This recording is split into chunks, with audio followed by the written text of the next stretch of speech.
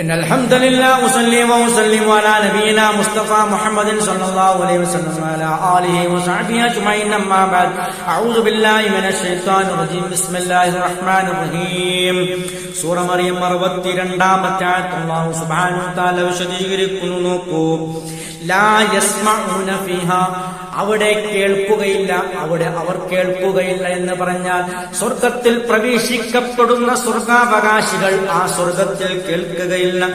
ലഗ്വൻ, ഒരനാവശ്യ കാര്യവും അവിടെ കേൾക്കുകയില്ല. അനാവശ്യ സംസാരമോ അനാവശ്യ വർത്തമാനങ്ങളോ അനാവശ്യ കേൾവികളോ ആ സ്വർഗത്തിലില്ല. അതൊക്കെ ഭൂമിയുമായി ബന്ധപ്പെട്ടതാണ്. ഇല്ലാ സലാമൻ സലാമൻ സലാമൻ എന്നല്ലാതെ ശാന്തിയുടെ ശാന്തിയുടെ വാക്ക് സമാധാനത്തിന്റെ വാക്കല്ലാതെ അവിടെ ഉണ്ടാകുന്നതല്ല എന്നാണ് അല്ലാഹു സുബ്ഹാനഹു വ തആല വിശദീകരിക്കുന്നത്. വലഹും, അവർക്കുണ്ട് എന്ന് പറഞ്ഞാൽ ആ സ്വർഗാവകാശികൾക്കുണ്ട്. റിസ്ഖുഹും, അവിടെ ഭക്ഷണമുണ്ട്, ആ സ്വർഗത്തിൽ ഭക്ഷണമുണ്ട്. അല്ലാഹുവിന്റെ റസൂൽ അതിനെ പറ്റിയിട്ട് ഒരുപാട് ഹദീസ് ഗ്രന്ഥങ്ങളിൽ വിശദീകരിച്ചിട്ടുണ്ട്. അതൊന്നും പറയാൻ സമയമില്ലാത്തത് കൊണ്ട് നമ്മൾ വിശദീകരിക്കുന്നില്ല.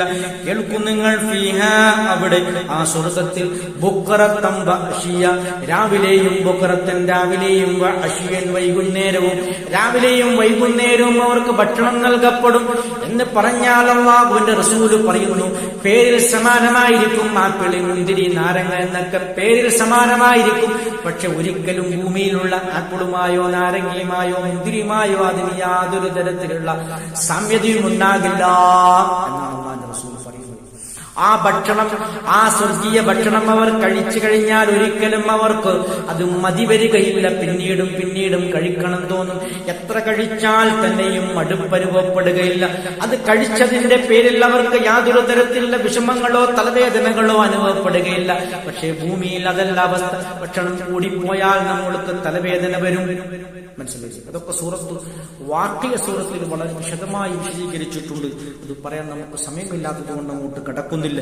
അപ്പോൾ രാവിലെയും വൈകുന്നേരവും കൃത്യമായി നമുക്ക് സ്വർഗത്തിൽ ഭക്ഷണം നൽകപ്പെടുന്നു എന്നാണ് അല്ലാഹു സുബ്ഹാനഹു വ തആല പറയുന്നത്. ഇത്രയുമാണ് ഈ ആയത്തുമായി ബന്ധപ്പെട്ട് നമുക്ക് സംസാരിക്കാനുള്ളത്. ആഖിർ ദഅവാനാ അനിൽ ഹംദുലില്ലാഹി റബ്ബിൽ ആലമീൻ.